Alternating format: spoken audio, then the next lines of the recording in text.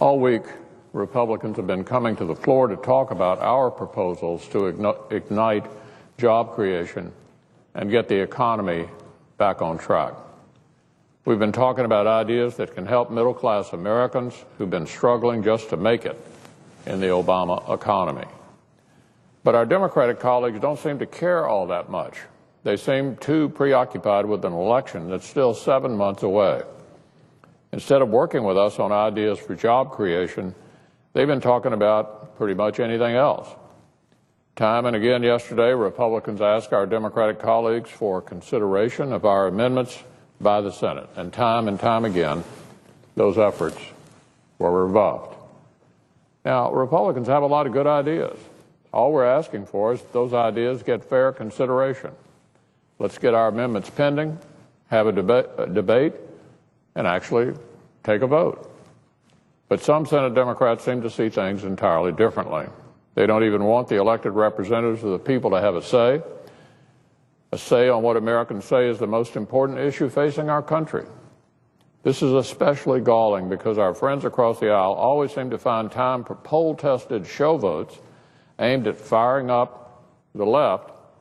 They may not be overly concerned about passing jobs legislation for the American people, but you can bet they'll be forcing everyone to endure plenty of political show votes as we get closer to November.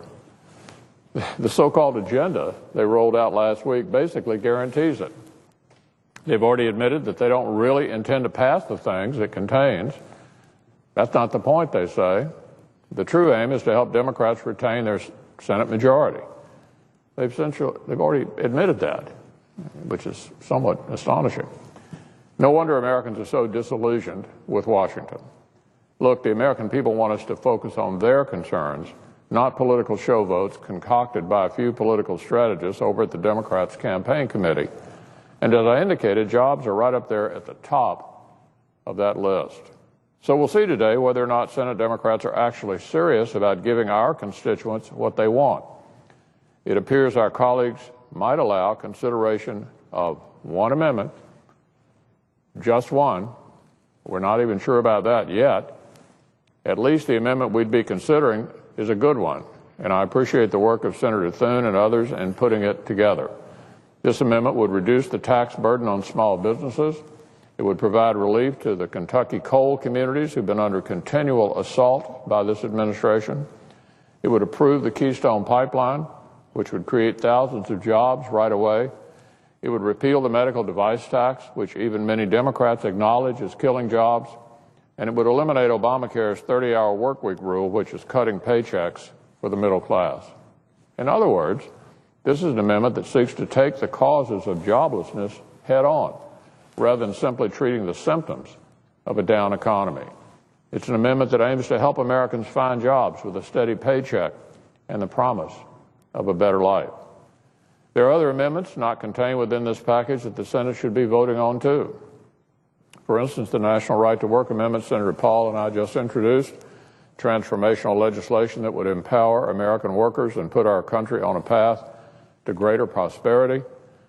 But the larger point is this: the Senate needs to be allowed to function again.